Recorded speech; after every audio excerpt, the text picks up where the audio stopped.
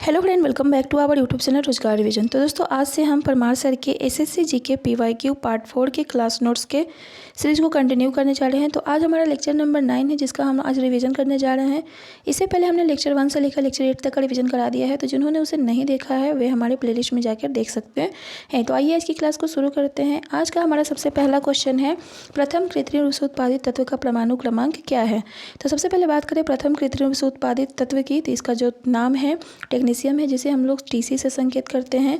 इसकी खोज जो है कार्लो पेरियार और एमिलियो सेग्रे ने 1937 में किया था और इसका परमाणु क्रमांक जो है 43 है। यह जो है सिल्वर ग्रे रेडियोधर्मी धातु है जो प्लेटिनम जैसे दिखती है। नेक्स्ट हम बात करते हैं मेंडेलिवियम की। तो मेंडेलिवियम का जो परमाणु क्रमांक है वह 101 है तथा सीबोर्जियम का परमाणु क्रमांक जो है 106 है। नेक्स्ट हम बात करते हैं न्यूलैंड के अष्टक नियम की। तो न्यूलैंड के अष्टक नियम में जो है 56 तत्वों को शामिल किया गया है, जिसमें लास्ट का जो तत्व है वह थोरियम है। नेक्स्ट अगर हम बात करते हैं आधुनिक आवर्त सारणी की, तो आधुनिक आवर्त सारणी के जनक के रूप में जो है मेंडलीव को जाना जाता है। उनके बाद जो है मोसले ने उसमें कुछ सुधार करके आधुनिक आवर्त सारणी बनाई, जिसमें जो है 118 तत्वों को शामिल किया गया है। इसमें जो है 94 जो तत्व है वो प्राकृतिक रूप से पाए जाते हैं। आधुनिक आवर्त सारणी को जो है 18 वर्ग तथा 7 आवर्तों में बांटा गया है। आधुनिक आवर्त सारणी में जो है तत्वों को इलेक्ट्रॉन बढ़ने के आधार पर 4 ब्लॉकों में बांटा गया है। Block S, P, D, F. वर्ग 1 और 2 को जो है एस ब्लॉक में रखा गया है तथा 3 से लेकर के 12 ब्लॉक को वर्ग को जो है डी ब्लॉक में तथा 12 से लेकर के 18 वर्ग को जो है पी ब्लॉक में तथा लेंथेनाइड और एक्टिनाइड समूह के जो तत्व हैं उसे जो है एफ ब्लॉक में रखा गया है। बात करें एफ ब्लॉक की, तो एफ ब्लॉक में जो है 28 तत्वों को शामिल किया गया है। नेक्स्ट हम बात करते हैं 18th ग्रुप की, जिसे हम लोग 0th ग्रुप भी कहते हैं। इसमें जो है इनर्ट गैसों को रखा गया है। इसे याद करने का एक ट्रिक है, जैसे हेमा, नेहा और करीना जीती रहना। हेमा में हे का मतलब है हीलियम, नेहा में ने का मतलब है नियॉन, और से ऑर्गन, करीना से क्रिप्टॉन, जीती से जेनॉन और रहना से रेडॉन। बात करें हीलियम की खोज जो है किसके द्वारा किया गया था, तो हीलियम की खोज जो है पियरे जेनसन और नॉर्मन लॉकयार्ड के द्वारा किया गया था तथा नियॉन, ऑर्गन, क्रिप्टॉन, जेनॉन और रेडॉन का खोज जो है विलियम रैमजे के द्वारा किया गया है। बात करें 17th ग्रुप की, तो 17th ग्रुप को हम लोग हैलोजन ग्रुप के नाम से जानते हैं। 16th ग्रुप को हम चैल्कोजन ग्रुप के नाम से जानते हैं तथा इसका पहला तत्व जो है ऑक्सीजन होता है, इसलिए इसे हम ऑक्सीजन फैमिली के नाम से भी जानते हैं।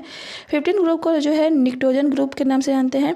इसका जो पहला तत्व होता है नाइट्रोजन होता है, इसलिए हम इसे नाइट्रोजन फैमिली के नाम से भी जानते हैं। बात करें 11th ग्रुप की, तो 11th ग्रुप में जो है 4 तत्व है पाए जाते हैं, जिसमें कॉपर जो है इसका परमाणु क्रमांक 29 है, सिल्वर का परमाणु क्रमांक 47, गोल्ड का परमाणु क्रमांक 79 तथा रोएंटजेनियम का जो परमाणु क्रमांक है 111 है। नेक्स्ट हम बात करते हैं डी ब्लॉक की, तो डी ब्लॉक में जो है संक्रमण धातुओं को शामिल किया गया है तथा एफ ब्लॉक में जो है इनर ट्रांजिशन मेटल यानी कि आंतरिक संक्रमण धातु को शामिल किया गया है। नेक्स्ट हम बात करते हैं गैलियम की, तो गैलियम का परमाणु क्रमांक जो होता है 31 होता है। इसका जो बॉइलिंग पॉइंट होता है काफ़ी ऊंच होता है। नेक्स्ट हम बात करते हैं मरकरी की, तो मरकरी का जो परमाणु क्रमांक है वह 80 है। यह एकमात्र धातु है जो कि रूम टेम्परेचर पर लिक्विड अवस्था में होता है। नेक्स्ट हम बात करते हैं ब्रोमीन की, तो ब्रोमीन का जो परमाणु क्रमांक है वह 35 है। यह जो है एकमात्र अधातु है जो कि रूम के टेम्परेचर पर जो है लिक्विड अवस्था में रहता है। नेक्स्ट हम बात करते हैं आयरन यानी फेरस की, तो इसका परमाणु क्रमांक जो है 26 है और इसे जो है 8 ग्रुप तथा 4th पीरियड में शामिल किया गया है। नेक्स्ट हम आगे बढ़ते हैं अगले क्वेश्चन पे। नेक्स्ट क्वेश्चन है, अरुणाचल प्रदेश के संबंध में राज्यपाल को कानून और व्यवस्था तथा उससे संबंधित अपने कार्यों के निर्वहन के संबंध में भारतीय संविधान के किस अनुच्छेद के तहत जो है विशेष जिम्मेदारी प्राप्त है। तो बात करें अनुच्छेद 371 एच की, तो इसमें जो है अरुणाचल प्रदेश को जो है विशेष राज्य का दर्जा दिया गया है। 371 जो है कुछ राज्यों को विशेष शक्ति और विशेष प्रावधान देता है। 371 अनुच्छेद में महाराष्ट्र और गुजरात के लिए कुछ विशेष प्रावधान किए गए हैं। यहाँ जो है 371 से लेकर के 371 जे तक के अनुच्छेद को याद करने का कुछ ट्रिक है। एक लड़की है जिसका नाम जो है आसमा है और वो क्या करती है, जीके पढ़ती है। एन का मतलब है नागालैंड, ए का मतलब है असम, एम का मतलब है मणिपुर, ए का मतलब है आंध्र प्रदेश, फिर ए का मतलब है आंध्र प्रदेश, एस का मतलब सिक्किम, एम का मतलब मिजोरम, ए का मतलब अरुणाचल प्रदेश, फिर जे का मतलब गोवा और के का मतलब कर्नाटक है। अर्थात 371 ए में जो है नागालैंड के लिए विशेष प्रावधान किया गया है तथा 371 बी में असम के लिए, 371 सी में मणिपुर, 371 डी में आंध्र प्रदेश और तेलंगाना, 371 ई में आंध्र प्रदेश के केंद्रीय विश्वविद्यालय की स्थापना तथा 371 एफ में जो है सिक्किम के लिए विशेष प्रावधान किया गया है। 371 जी में मिजोरम के लिए विशेष प्रावधान तथा 371 एच में अरुणाचल प्रदेश के लिए विशेष प्रावधान, 371 आई में गोवा के लिए, तथा 371J में जो है कर्नाटक के लिए विशेष प्रावधान किया गया है। नेक्स्ट अगर हम देखते हैं राज्य तथा उससे आर्टिकल तथा उसे कब लागू किया गया और किस लिए लागू किया गया, तो सबसे पहले है महाराष्ट्र, जिसे पहले बॉम्बे राज्य के अंतर्गत रखा गया था। इसका वर्णन जो है 371 अनुच्छेद में किया गया है और इसे लागू किया गया था 1950 में विदर्भ मराठवाड़ा के विकास के लिए। नेक्स्ट है गुजरात, जिसे पहले बॉम्बे राज्य में शामिल किया गया था और इसे जो है आर्टिकल 371 में वर्णन किया गया है और इसे जो है कब लागू किया गया था, तो 1950 में सौराष्ट्र कक्ष के विकास के लिए। नागालैंड 371A आर्टिकल में आता है और इसे जो 1962 में लागू किया गया और नागा संस्कृति के संरक्षण के लिए लागू किया गया। नेक्स्ट है असम 371B में जो है असम को विशेष राज्य का प्रावधान दिया गया है और इसे जो है 1969 में लागू किया गया। इसे जो है लागू किस लिए किया गया था, तो जनजातियों को यह प्रतिनिधित्व देने के लिए। नेक्स्ट अगर हम बात करते हैं मणिपुर की, तो 371C में जो है मणिपुर को विशेष प्रावधान दिया गया है और इसे जो है 1971 में लागू किया गया पहाड़ी इलाकों में चुने गए विधायकों की भागीदारी बढ़ाने के लिए। नेक्स्ट अगर हम बात करते हैं आंध्र प्रदेश, यानी वर्तमान के आंध्र और तेलंगाना दोनों के लिए, तो इसका वर्णन जो है 371D और 371E में किया गया है और इसे जो है लागू किया गया था 1973 में और इसे जो है किस लिए लागू किया गया था, सरकारी नौकरी और शिक्षा में समान अवसर देने के लिए लागू किया गया। नेक्स्ट हम बात करते हैं सिक्किम की, तो 371F में जो है सिक्किम को विशेष राज्य का प्रावधान दिया गया है। इसे जो है लागू किया गया 1975 में और सिक्किम गठन और राज्य की शांति व्यवस्था के लिए। नेक्स्ट हम बात करते हैं मिजोरम की, तो 371G में जो है मिजोरम को विशेष राज्य का दर्जा दिया गया और इसे जो लागू किया गया था 1986 में मिजो संस्कृति के संरक्षण के लिए। नेक्स्ट हम बात करते हैं अरुणाचल प्रदेश की, तो 371H में जो है अरुणाचल प्रदेश के बारे में कहा गया है। इसे जो है 1986 में लागू किया गया और राज्य की कानून और व्यवस्था में राज्यपाल की भागीदारी के लिए। नेक्स्ट हम बात करते हैं गोवा की, तो 371I में जो है गोवा को विशेष राज्य का प्रावधान दिया गया है। इसमें जो कहा गया है कि गोवा विधानसभा में सदस्यों की संख्या निर्धारित करने के लिए दिया गया। नेक्स्ट हम बात करते हैं कर्नाटक की, तो 371J में जो है कर्नाटक के लिए विशेष प्रावधान किया गया है। इसे जो है 2012 में लागू किया गया और हैदराबाद कर्नाटक रीजन के विकास के लिए किया गया। नेक्स्ट हम बात करते हैं अनुच्छेद 370 की, तो इसे जो है 5 अगस्त 2019 में रद्द किया गया। इसके तहत जो है जम्मू कश्मीर को विशेष राज्य का दर्जा दिया गया था, लेकिन इसे जो है अब हटा करके जम्मू कश्मीर और लद्दाख को जो है अलग अलग केंद्र शासित प्रदेश बना दिया गया है। नेक्स्ट क्वेश्चन है लोसुंग उत्सव जो है कहाँ की फसल कटाई का उत्सव है, तो लोसुंग उत्सव जो है सिक्किम की फसल कटाई का उत्सव है। लोसुंग जो है सिक्किम का न्यू वर्ष त्यौहार है जो कि दिसंबर में महीने में मनाया जाता है और इसे जो है भूटिया जनजाति के द्वारा मनाया जाता है। बात करें सिक्किम के अन्य उत्सव की, तो सिक्किम में लोसर, लोचार, सागा दावा और पांग लापसोल जो है सिक्किम का उत्सव है। सिक्किम में जो है भारत की उच्चतम चोटी माउंट कंचनजंगा है स्थित है, जिसकी ऊंचाई जो है 8,598 मीटर है। नेक्स्ट हम बात करते हैं भूटिया जनजाति की, तो लोसुंग जो है भूटिया जनजाति के द्वारा मनाया जाता है। भूटिया जनजाति जो है खासकर उत्तराखंड के बुग्याल ग्रीष्म ग्रासलैंड में पाई जाती है और लेप्चा जनजाति जो है लोसुंग को नामसूक के रूप में मनाते हैं और बोहाग बिहू जो है असम का न्यू वर्ष है जो कि चैत्र महीना में मार्च अप्रैल में मनाया जाता है। नेक्स्ट हम बात करते हैं पोइला बैसाख की, तो यह जो है बंगाली नव वर्ष है तथा वेस्तु वर्ष जो है गुजराती नव वर्ष है। नेक्स्ट है यहाँ कुछ राज्य और नव वर्ष के बारे में दिया गया है, जैसे केरल का जो नव वर्ष है उसे विशु कहते हैं, तमिलनाडु का जो है पुथांडु, महाराष्ट्र का गुड़ी पड़वा जिसमें गुड़ी का अर्थ होता है विक्ट्री, पारसी का जो नव वर्ष है वह नवरोज या पटेटी है, तिब्बती का जो नव वर्ष है उसे लोसार के नाम से जानते हैं। नेक्स्ट हम बात करते हैं रहनुमाई मजदयान सभा की स्थापना की, तो 1851 में दादा भाई नौरोजी और SS बंगाली के द्वारा किया गया था। दादा भाई नौरोजी जो थे पारसी कम्युनिटी से बिलोंग करते थे। नेक्स्ट हम बात करते हैं सर सैयद अहमद खां की, तो इन्होंने जो है 1888 में भारतीय राजभक्त सभा की स्थापना की और इन्होंने ही जो है मोहम्मद एंग्लो ओरिएंटल कॉलेज की स्थापना 1875 में की, जो कि बाद में 1920 में अलीगढ़ मुस्लिम विश्वविद्यालय के नाम से जाना गया और इसकी पहली महिला उप चांसलर जो है नईमा खातून को बनाया गया। नेक्स्ट अगर आगे क्वेश्चन की बात करें, total recall my unbelievably true life story Peter Petre के अलावा किस व्यक्तित्व के द्वारा लिखी गई है, तो total recall my unbelievably true life story जो है पीटर पेट्रे के अलावा अर्नोल्ड श्वार्ज़नेगर के द्वारा लिखा गया है। बात करें अनडिस्प्यूटेड ट्रूथ की, तो अनडिस्प्यूटेड ट्रूथ जो है माइक टाइसन के द्वारा, the greatest my on story जो है मोहम्मद अली के द्वारा और फास्टर देन लाइटिंग जो है उसेन बोल्ट के द्वारा लिखा गया है। नेक्स्ट हम बात करते हैं भारत के संविधान की विशेषता कौन नहीं है, तो भारत के संविधान की विशेषता तानाशाही नहीं है। इसकी विशेषता की बात करें तो एकल नागरिकता, जिसका वर्णन जो है भाग 2 में अनुच्छेद 5 से 11 में किया गया है। और लिखित संविधान जो है भारत के संविधान की विशेषता है और एकीकृत न्यायिक प्रणाली भी जो है भारत के संविधान की विशेषता है। नेक्स्ट हम बात करते हैं अनुच्छेद 35 की। तो इसमें जो है फंडामेंटल राइट को लेकर केवल संसद कानून बना सकती है, यह वर्णन किया गया है। और यूके का जो संविधान है एक अलिखित संविधान है तथा एकल नागरिकता जो है यूके के संविधान से ग्रहण की गई है। नेक्स्ट हम बात करते हैं अनुच्छेद 5 की। तो इसमें संविधान के लागू होने के समय निवास के आधार पर नागरिकता की बात की गई है। इसमें कुछ शर्त दिया गया है, जैसे वह व्यक्ति भारत में जन्मा हो, उसके माता पिता में से किसी एक का जन्म जो है भारत में हुआ हो, या फिर संविधान के लागू होने के कम से कम 5 वर्ष पहले से भारत में निवास कर रहा हो, वह जो है भारत का नागरिक माना जाएगा। नेक्स्ट हम बात करते हैं अनुच्छेद 6 की। तो इसमें जो है पाकिस्तान से भारत आने वाले व्यक्ति की नागरिकता की बात की गई है। अनुच्छेद 7 में जो है भारत से पाकिस्तान जाने और फिर पुनः पाकिस्तान से भारत वापस आने वाले नागरिकों की नागरिकता की बात की गई है। अनुच्छेद 8 में वह व्यक्ति जो भारतीय मूल का हो परंतु संविधान लागू होने के समय वह भारत के क्षेत्र में निवास नहीं कर रहा हो, इसकी बात की गई है। नेक्स्ट हम बात करते हैं अनुच्छेद 9 की। तो किसी अन्य देश की नागरिकता ग्रहण करने पर भारतीय नागरिकता जो है स्वतः समाप्त हो जाएगी, इसका वर्णन किया गया है अनुच्छेद 9 में। नेक्स्ट हम बात करते हैं अनुच्छेद 10 की। जिसमें जो है नागरिकता अधिकारों की निरंतरता की बात की गई है।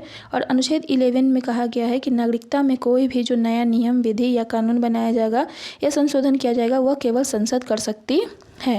नेक्स्ट हम बात करते हैं एकीकृत न्यायिक प्रणाली की। तो एकीकृत न्यायिक प्रणाली से हमारा तात्पर्य है उच्च न्यायालय का निर्णय निचली अदालतों पर बाध्यकारी है। यह जो है गवर्नमेंट ऑफ इंडिया एक्ट 1935 से लिया गया है। भारत का जो संविधान है वह मजबूत केंद्र वाला संघ है। यह जो है कनाडा के संविधान से ग्रहण किया गया है। और राज्यपालों की जो नियुक्ति की जाती है वह केंद्र के द्वारा की जाती है, और यह भी जो है कनाडा के संविधान से लिया गया है। और अवशिष्ट सूची जो है कनाडा के संविधान से लिया गया है। अवशिष्ट सूची ऐसी सूची है जिसमें जो है वैसा विषय शामिल होता है जो तीनों सूची में शामिल ना हो, तथा इस पर कानून बनाने का अधिकार जो होता है केंद्र के पास होता है। नेक्स्ट हम बात करते हैं भारतीय संविधान को अर्धसंघीय किसने कहा था। तो केसी व्हीयर के द्वारा जो है भारतीय संविधान को अर्धसंघीय तथा सहकारी संघवाद किसने कहा था। तो ग्रेनविल ऑस्टिन के द्वारा जो है इसे सहकारी संघवाद के रूप में बताया गया था। नेक्स्ट हम बात करते हैं राइबोसोम किसके बने होते हैं। तो राइबोसोम जो होते हैं प्रोटीन और आरएनए के बने होते हैं। बात करें राइबोसोम की, तो राइबोसोम जो होता है प्रोटीन संश्लेषण में इन्वॉल्व होता है तथा यह न्यूक्लियस का बना होता है। नेक्स्ट हम बात करते हैं रफ एंडोप्लाज्मिक रेटिकुलम की। तो रफ एंडोप्लाज्मिक रेटिकुलम जो है राइबोसोम की उपस्थिति के कारण ही जो है रफ होता है। नेक्स्ट हम बात करते हैं राइबोसोम की खोज किसने किया था। तो राइबोसोम की खोज जो है जॉर्ज ई पैलेडे के द्वारा किया गया था। और बात करें स्मूथ एंडोप्लाज्मिक रेटिकुलम की, तो यह जो है वसा और लिपिड का बना होता है और जो कि डिटॉक्सिफिकेशन में मदद करता है। बात करें यकृत में स्मूथ एंडोप्लाज्मिक रेटिकुलम की, तो इसमें जो है एक एंजाइम पाया जाता है जिसका नाम जो है P450 होता है, जो कि वसा और डिटॉक्सिफिकेशन के संग्रह करने में मदद करता है। नेक्स्ट हम बात करते हैं डीएनए की। तो डीएनए का फुल फॉर्म जो होता है डीऑक्सी राइबो न्यूक्लिक एसिड होता है। यह जो है डीऑक्सी राइबो शुगर से बना होता है और यह जो होता है डबल स्ट्रैंडेड होता है। इसमें जो है बेस पेयर के रूप में एडेनिन, गुआनिन, थाइमिन और साइटोसिन पाया जाता है। और आरएनए जो होता है सिंगल स्ट्रैंडेड होता है और उसके बेस पेयर में जो है थाइमिन की जगह यूरेसिल होता है। नेक्स्ट है आरएनए। आरएनए जो होता है 3 प्रकार का होता है। एमआरएनए जिसे हम लोग मैसेंजर आरएनए कहते हैं, टीआरएनए जिसे हम लोग ट्रांसक्रिप्शन आरएनए कहते हैं तथा आरआरएनए जिसे हम लोग राइबोसोमल आरएनए कहते हैं। मैसेंजर आरएनए जो होता है मैसेंजर का काम करता है डीएनए और प्रोटीन प्रोडक्शन के बीच, यानी कि एमआरएनए जो होता है यह नाभिक से राइबोसोम तक आनुवांशिक कोड स्थानांतरित करता है जिससे प्रोटीन का निर्माण होता है। नेक्स्ट हम बात करते हैं टीआरएनए की। तो यह जो है एमिनो एसिड को राइबोसोम में ले जाता है जहां प्रोटीन बनता है। और आरआरएनए जो होता है राइबोसोम बनाता है जो कि प्रोटीन संश्लेषण में जरूरी होता है। नेक्स्ट आगे बात करते हैं अगले क्वेश्चन की। हम अपने जीवन के अधिकांश भाग वायुमंडल के किस परत में व्यतीत करते हैं। तो हम अपने जीवन का अधिकांश भाग जो है क्षोभ मंडल में व्यतीत करते हैं। बात करें वायुमंडल की, तो गैसों के आवरण जो हमारी पृथ्वी को चारों ओर से घेरा हुआ है उसे वायुमंडल कहते हैं। अल्ट्रावायलेट किरण का जो खोज किया गया था जोहान विल्हेम रिटर के द्वारा, तथा ओजोन परत जो है इसकी मोटाई जो है डॉप्सन में मापते हैं। और ओजोन दिवस जो है हर वर्ष जो है 16 सितंबर को मनाया जाता है। नेक्स्ट हम बात करते हैं वायुमंडल की। तो पृथ्वी के चारों ओर सैकड़ों किलोमीटर की मोटाई में लपेटने वाला गैसीय आवरण जो है वायुमंडल कहलाता है। वायुमंडल में जो है 5 परतें पाई जाती है जिसमें क्षोभ मंडल, समतापमंडल, मध्य मंडल, तापमंडल जिसे हम लोग आयन मंडल भी कहते हैं तथा बहिर्मंडल है। वायुमंडल के विकास के जो है 3 अवस्थाएं हैं जिसमें पहला जो है आदिम प्रारंभिक वातावरण की कमी, दूसरा है पृथ्वी का गर्म आंतरिक भाग और तीसरा है जीव जगत के द्वारा संशोधन। नेक्स्ट हम बात करते हैं क्षोभ मंडल की, जिसे हम लोग ट्रोपोस्फियर कहते हैं। यहाँ पर जो है सभी मौसमी घटनाएं घटित होती है और वायुमंडल की सबसे निचली परत जो है क्षोभ मंडल है। इसके मोटाई में जो है वेरिएबल पाया जाता है, जैसे कि ध्रुवों पर जो है इसकी मोटाई 8 किलोमीटर तथा भूमध्य रेखा पर जो इसकी मोटाई है 18 किलोमीटर होती है। यानी कि बात करें औसत मोटाई की तो इसका औसत मोटाई जो होता है 13 किलोमीटर होता है। नेक्स्ट अगर बात करते हैं ट्रोपोपॉज की, जिसे हम लोग क्षोभ सीमा कहते हैं, यह जो है क्षोभ मंडल और समताप मंडल को अलग करती है। क्षोभ मंडल में गैसों की संरचना की बात की जाए तो क्षोभ मंडल में गैसों की संरचना है, इसमें नाइट्रोजन जो है 78%, ऑक्सीजन जो है 21% और ऑर्गन जो है 0.9% तथा CO2 यानी कार्बन डाइऑक्साइड जो है 0.036% और हीलियम जो है 0.0005% पाई जाती है। नेक्स्ट हम बात करते हैं क्षोभ मंडल में ऊपर जाने पर जो है टेम्परेचर जो है घटता है। इसी को हम लोग लैप्स रेट या फिर चूक दर कहते हैं, यानी कि 165 मीटर ऊपर जाने पर 1 डिग्री सेल्सियस घटता है तथा 1 किलोमीटर की ऊंचाई ऊपर जाने पर 6.5 डिग्री सेल्सियस टेम्परेचर में कमी आती है। नेक्स्ट हम बात करते हैं आतपन, जिसे हम लोग इंसोलेशन या फिर सूर्य ताप भी कहते हैं। इसका मतलब है सूर्य से आने वाली सौर विकिरण को सूर्य ताप या फिर आतपन कहते हैं और यह जो है छोटी तरंग दैर्ध्य वाला तरंग होता है और यह जो है पृथ्वी की सतह को गर्म करने का काम करता है। नेक्स्ट हम बात करते हैं स्थलीय विकिरण, जिसे हम लोग टेरेस्ट्रियल रेडिएशन भी कहते हैं। तो पृथ्वी की सतह या उसके वायुमंडल से निकलने वाली उच्च तरंगदैर्घ्य विकिरण को स्थलीय विकिरण कहते हैं। इसकी जो तरंगदैर्घ्य होती है काफ़ी लंबी होती है और यह जो है वायुमंडल को गर्म करने में हेल्प करता है। नेक्स्ट हम बात करते हैं ग्रीन हाउस गैस प्रभाव की। तो ग्रीन हाउस गैस प्रभाव जो है वायुमंडल में मौजूद ग्रीन हाउस गैस स्थलीय विकिरण को अवशोषित करती है और फिर उसे छोड़ती है। इस घटना को जो है ग्रीन हाउस प्रभाव कहते हैं। बात करें ग्रीन हाउस गैस की तो इसका जो गैस है जलवाष्प CO2, CH4, SO2 और NO2 है। नेक्स्ट हम बात करते हैं समताप मंडल की। तो इसमें जो है ओजोन परत पाई जाती है जो हमारी सूर्य की पराबैंगनी किरणों से रक्षा करती है। बात करें ओजोन परत की मोटाई की तो 30 से 35 किलोमीटर तक पाई जाती है और समताप मंडल की मोटाई जो है 50 किलोमीटर।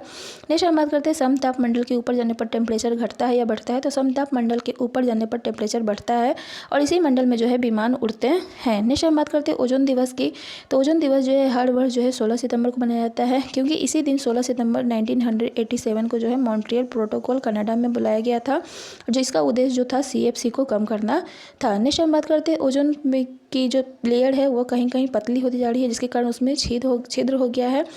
इसे हम लोग ओजोन छिद्र के नाम से जानते हैं। ओजोन की मोटाई जो है डॉप्सन में मापा जाता है। नेक्स्ट हम बात करते हैं मध्य मंडल की। तो वायुमंडल की सबसे ठंडी परत जो है मध्य मंडल है। मध्य मंडल में ही आकर जो है जितना भी उल्का पिंड होता है जलकर नष्ट हो जाता है। मध्य मंडल के ऊपर जाने पर जो है तापमान जो है घटता है। नेक्स्ट हम बात करते हैं तापमंडल की। तो यह जो है सबसे गर्म परत है और इसके ऊपर जाने पर तापमान जो है बढ़ता है। इसे आयन मंडल भी कहते हैं, जो कि रेडियो तरंगों को परिवर्तित करने का काम करता है। इसकी मोटाई जो है 640 से लेकर 700 किलोमीटर तक है। नेक्स्ट हम बात करते हैं कर्मन रेखा की। तो यह पृथ्वी के वायुमंडल को बाहरी अंतरिक्ष से अलग करती है और यह जो है 100 किलोमीटर की ऊंचाई पर पाई जाती है। नेक्स्ट हम बात करते हैं आइसोथर्म की। तो आइसोथर्म जो होता है समान तापमान वाले स्थानों को जोड़ने वाली रेखाएं होती है। नेक्स्ट क्वेश्चन है मौर्य शासकों में कौन पहला था जिसने शिलालेखों के माध्यम से धर्म के विचार और अभ्यास के संबंध में अपने विषयों को संदेश देने की कोशिश की। तो मौर्य शासक अशोक था जिसने शिलालेखों के माध्यम से धर्म के प्रचार प्रसार करने की कोशिश की। बात करें मौर्य साम्राज्य के संस्थापक की, तो मौर्य साम्राज्य का जो संस्थापक था चंद्रगुप्त मौर्य था। इसने जो है चाणक्य की मदद से नंद वंश के शासक घनानंद को हराया था। नंद वंश के संस्थापक की बात करें तो नंद वंश के संस्थापक जो था महापद्मनंद था। नेक्स्ट हम बात करते हैं मौर्य वंश के अंतिम शासक की। तो मौर्य वंश का अंतिम शासक बृहदत्त था, जिसे जो है पुष्यमित्र शुंग ने हराया था। पुष्यमित्र शुंग के एक समकालीन थे पतंजलि, जिन्होंने महाभाष्य की रचना की। पुष्यमित्र शुंग के पुत्र का नाम था अग्निमित्र और मालविका अग्निमित्र जो पुस्तक लिखा गया है वह कालिदास के द्वारा लिखा गया है। नेक्स्ट हम बात करते हैं अशोक की। तो राधा गुप्त की मदद से जो है यह गद्दी पे बैठा और अपना राज्याभिषेक के 8 वर्ष बाद जो है इसने जो है कलिंग युद्ध लड़ा 261 BC में। और उस समय जो है कलिंग पर चेदी राजवंश का शासन था और कलिंग जो है वर्तमान में उड़ीसा राज्य में स्थित है। कलिंग युद्ध के बाद जो है अशोक ने भेरी घोष की जगह धर्म घोष को अपना लिया। और भेरी घोष जो था मारकर जितने पर विश्वास करता था, जबकि धर्म घोष जो था प्यार से जितने पर विश्वास करता था। इसके लिए अशोक ने जो है एक अधिकारी की नियुक्ति की थी, जिसको हम लोग धम्म महामात्र के नाम से जानते थे। इसका काम था प्रजा धर्म का अनुसरण कर रही है या नहीं कर रही है इसकी देखरेख करना। अशोक ने अपने पुत्र महेंद्र और अपनी पुत्री संघमित्रा को बुद्ध धर्म के प्रवर्तन के लिए श्रीलंका भेजा। अशोक के अभिलेख जो है सबसे पहले किसने पढ़ा था? तो अशोक का अभिलेख जो है सबसे पहले जेम्स प्रिंसेप के द्वारा 1837 में पढ़ा गया था।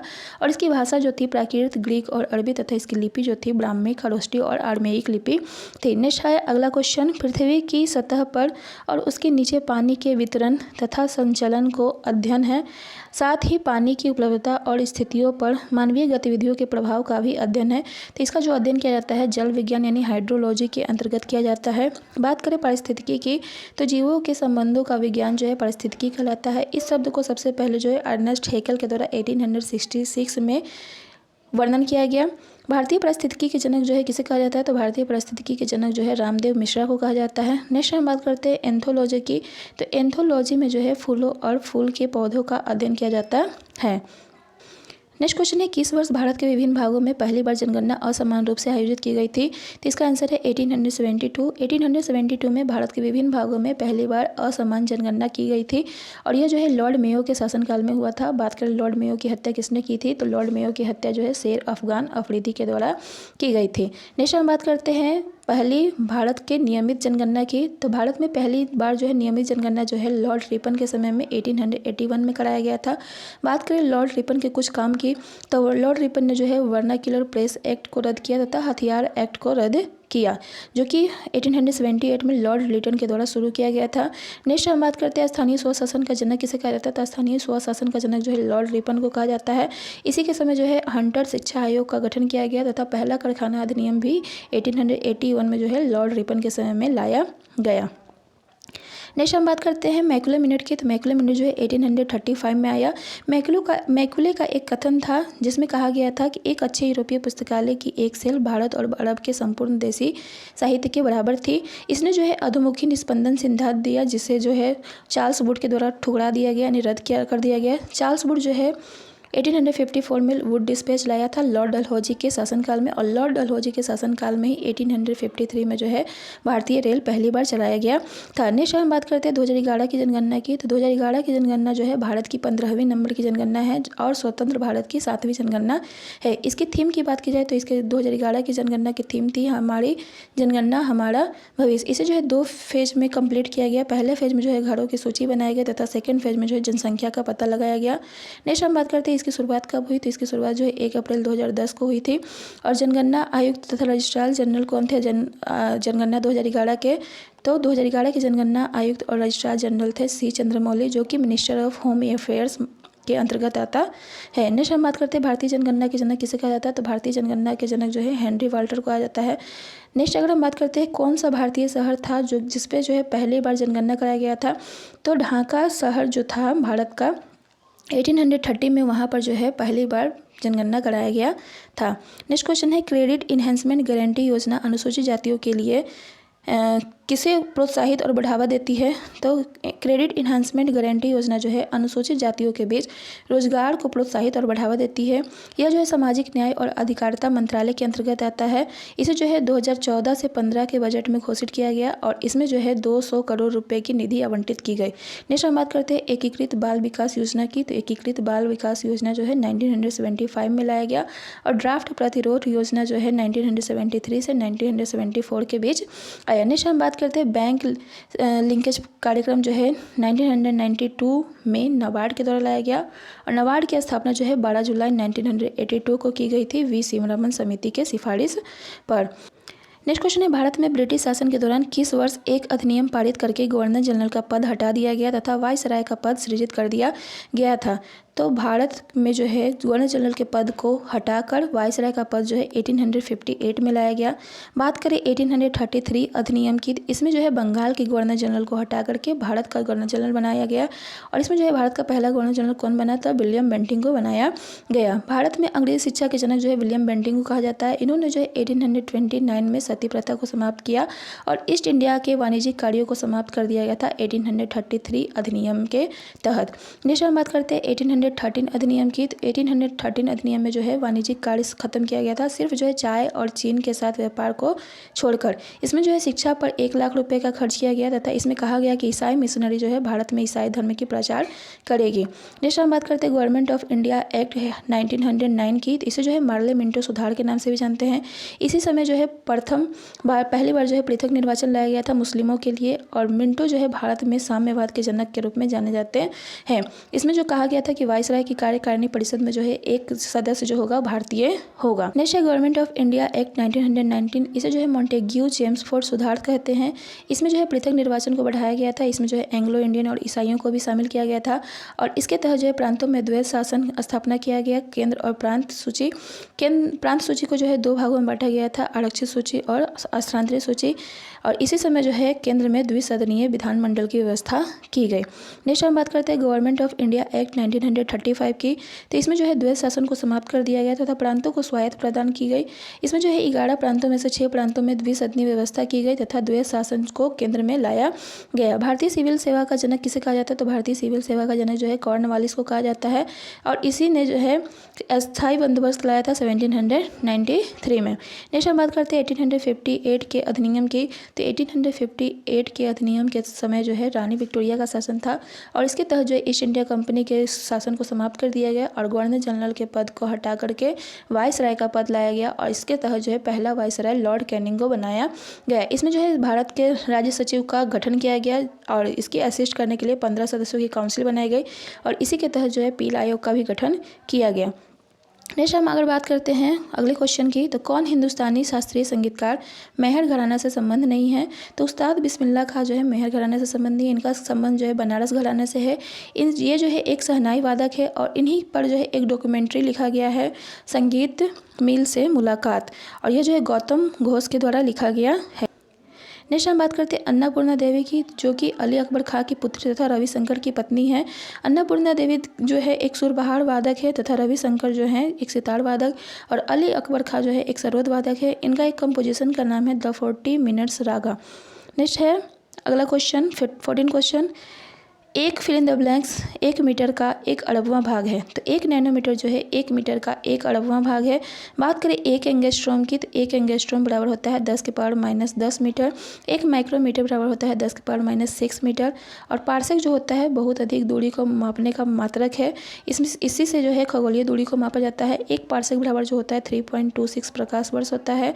नेक्स्ट हम बात करते हैं पास्कल की, तो दाब का मात्रक जो है पास्कल है, और 1 नैनोमीटर जो है 10⁻⁹ मीटर के बराबर होता है। नेक्स्ट हम बात करते हैं बैक्टीरिया के आकार की, तो इसका आकार जो होता है 3.5 से लेकर के 4 माइक्रोमीटर होता है, तथा आरबीसी का आकार जो होता है 7 माइक्रोमीटर, और माइटोकॉन्ड्रिया का जो व्यास होता है 0.5 से लेकर के 1 माइक्रोमीटर के बीच होता है।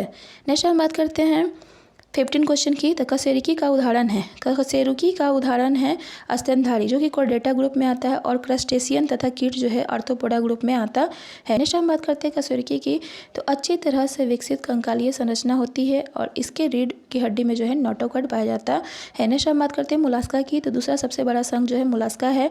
इसके एग्जाम्पल की बात करें तो स्क्विड और घोंघा जो है मोलास्का के अंतर्गत आता है। नेक्स्ट हम बात करते हैं आर्थ्रोपोडा की, तो फेलेंजेस्ट फाइलम के पैर जुड़े हुए होते हैं। इसमें जो है खुला परिसंचरण तंत्र पाया जाता है, और इसमें सबसे लंबा वर्ग जो है कीटों का है। शरीर जो होता है इसका विभाजित होता है सिर और थोरैक्स में, और इसमें जो है बाह्य कंकाल जो है काइटिन से बना होता है। इसके एग्जाम्पल की बात करें तो बिच्छू, मकड़ी, केकड़ा और अर्चिन जो है आर्थ्रोपोडा ग्रुप में आता है। नेक्स्ट अगला क्वेश्चन है औद्योगिक नीतिक संकल्प 1956 के अनुसार पहली श्रेणी में उद्योग शामिल है, जिसके भविष्य के विकास की जिम्मेदारी जो है किसको होगी, तो औद्योगिक नीति संकल्प 1956 के अनुसार पहली श्रेणी में उद्योग को शामिल किया गया है, जिसका भविष्य में जो विकास की जिम्मेदारी जो होगा केवल राज्य के पास होगा। बात करें भारत में पहला IPR की यानी औद्योगिक नीति की, तो यह जो है पहली बार जो है 1948 में लाया गया था, और इसमें जो है उद्योगों को 4 भागों में विभाजित किया गया था तथा लाइसेंस राज की शुरुआत की गई थी। नेक्स्ट हम बात करते हैं दूसरे औद्योगिक नीति की। दूसरा औद्योगिक नीति जो है 1956 में आया था। इसे जो है भारत का आर्थिक संविधान कहा जाता है, और दूसरी पंचवर्षीय योजना के समय आया था। इसके तहत जो है इंडस्ट्री को 3 सूची में विभाजित किया गया, A, B, C। सूची ए में जो है 17 इंडस्ट्री को शामिल किया गया तथा सूची बी में जो है 12 इंडस्ट्री को, और सूची सी में जो है 6 इंडस्ट्री को शामिल किया गया। सूची ए के इंडस्ट्री की जो ऑनरशिप होता है सरकार के पास। बी का जो होता है निजी और सरकारी दोनों हो सकता है, और सी का जो होता है निजी होता है। नेक्स्ट हम बात करते हैं गुप्त सम्राट चंद्रगुप्त प्रथम कौन सी उपाधि धारण करने वाला पहला शासक था? तो चंद्रगुप्त प्रथम जो था महाराजा धीराज की उपाधि धारण करने वाला सबसे पहला शासक था। बात करें गुप्त वंश की, गुप्त वंश का संस्थापक जो था श्रीगुप्त था।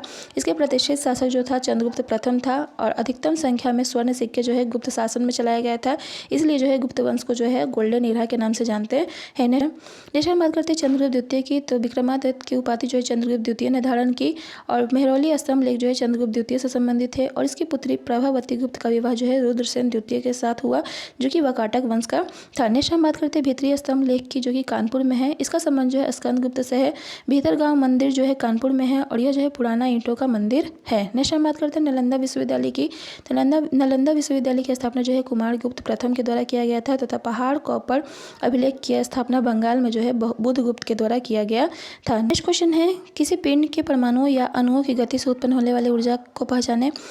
तो इसका आंसर होगा तापीय ऊर्जा। बात करें परमाणु ऊर्जा की, तो यह एक फिजन अभिक्रिया होता है।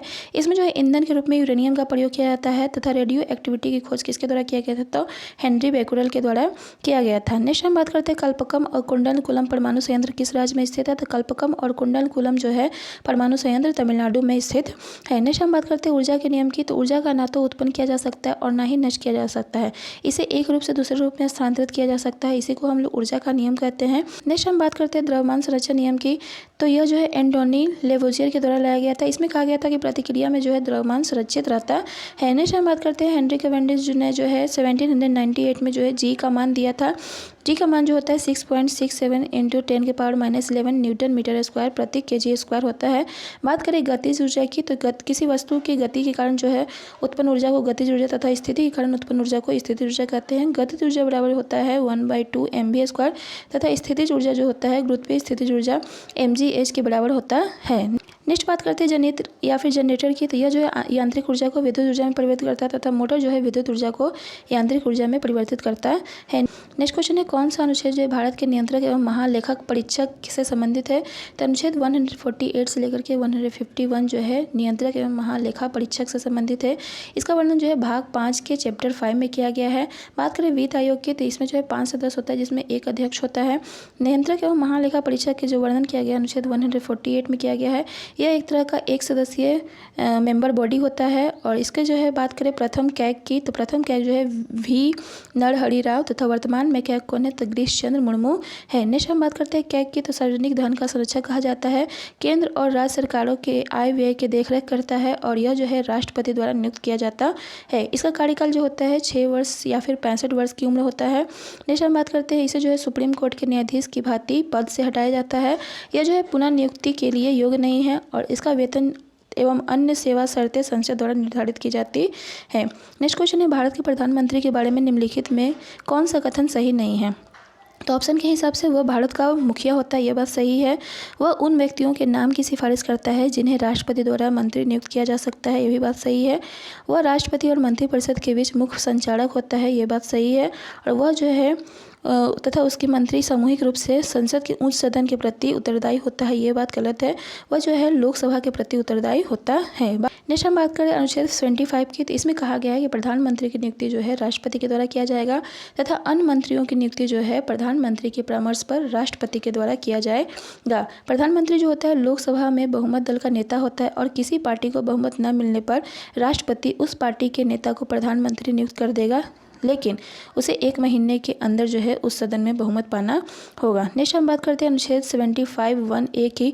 तो इसमें जो है मंत्रिपरिषद में प्रधानमंत्री सहित मंत्रियों की कुल संख्या लोकसभा के सदस्यों की कुल संख्या के 15% से अधिक नहीं होनी चाहिए। नेक्स्ट हम बात करते हैं 75(1)(b) अनुच्छेद की। तो इसमें जो है किसी राजनीतिक दल का संसद के किसी भी सदन का सदस्य जो 10वीं अनुसूची के पैरा 2 के अधीन उस सदन का सदस्य होने के लिए निर्धारित है, अपनी निर्भरता को तारीख से प्रारंभ होने वाली और उस तारीख तक जिसको ऐसे सदस्य के रूप में उसकी पदावधि समाप्त होगी, या जहां वह ऐसी अवधि में समाप्ति के पूर्व संसद के किसी सदन के लिए निर्वाचन लड़ता है, उस तारीख तक जिसको वह निर्वाचित घोषित किया जाता है, इसमें से जो भी पहले हो की अवधि के दौरान खंड 1 के अधीन मंत्री के रूप में नियुक्त किए जाने के लिए भी निर्धारित होगा, कहा गया है। नेक्स्ट हम बात करते हैं 25(2) की। तो अनुच्छेद 25(2) में मंत्री राष्ट्रपति के प्रसाद पर्यंत जो है कार्य करेगा, यह कहा गया है। नेक्स्ट हम बात करते हैं 25(3) की। तो इसमें जो है मंत्रिपरिषद सामूहिक रूप से लोकसभा के प्रति उत्तरदायी होता है। 25(4) में जो है प्रधानमंत्री की शपथ जो है राष्ट्रपति दिलाता है, इसकी बात कहा गया है। नेक्स्ट हम बात करते हैं 25(5) की। तो इसमें कहा गया है कि मंत्री जो किसी भी सदन का सदस्य नहीं है को किसी भी सदन की सदस्यता जो है 6 महीने के अंदर लेनी होगी। पीएम जो है दोनों सदनों में से किसी भी सदन का सदस्य हो सकता है। नेक्स्ट अगर हम बात करते हैं जो इंदिरा गांधी, एच.डी. देवेगौड़ा और मनमोहन थे राज्यसभा के सदस्य थे। नेक्स्ट है संविधान के अनुच्छेद 25(6) में जो है प्रधानमंत्री के वेतन और भत्ते की बात की गई है। और अनुच्छेद 77 में जो है मंत्रियों के मध्य कार्य का बंटवारा राष्ट्रपति करेंगे कही गई है। मंत्रिपरिषद के सभी कार्य जो है राष्ट्रपति के नाम से होंगे, यह जो है वर्णन 77 में किया गया है। नेक्स्ट अगर बात करते हैं अनुच्छेद 78 की। तो राष्ट्रपति प्रधानमंत्री से अपेक्षा करता है कि वह मंत्रिपरिषद से संबंधित प्रस्तावों की सूची और सूचना जो है राष्ट्रपति को देगा, अनुच्छेद 78 में वर्णन किया गया है। नेक्स्ट है प्रधानमंत्री के बारे में एक कथन कहा गया है। इसमें कहा गया है कि PM is the linchpin of the government. यह कथन जो है नेहरू जी के द्वारा कहा गया है। नेक्स्ट यहाँ पर 2 करेंट अफेयर दिए गए हैं, जिसमें पहला है भारत का पहला यूनिटी मॉल जो है कहाँ खोला जाएगा। तो भारत का पहला यूनिटी मॉल जो है उज्जैन में खोला जाएगा। तथा महाराष्ट्र सरकार ने हाल ही में किसे उद्योग रत्न पुरस्कार से सम्मानित किया है। तो महाराष्ट्र सरकार ने हाल ही में जो है रतन टाटा को उद्योग रत्न से सम्मानित किया है। तो आज के लिए बस इतना ही।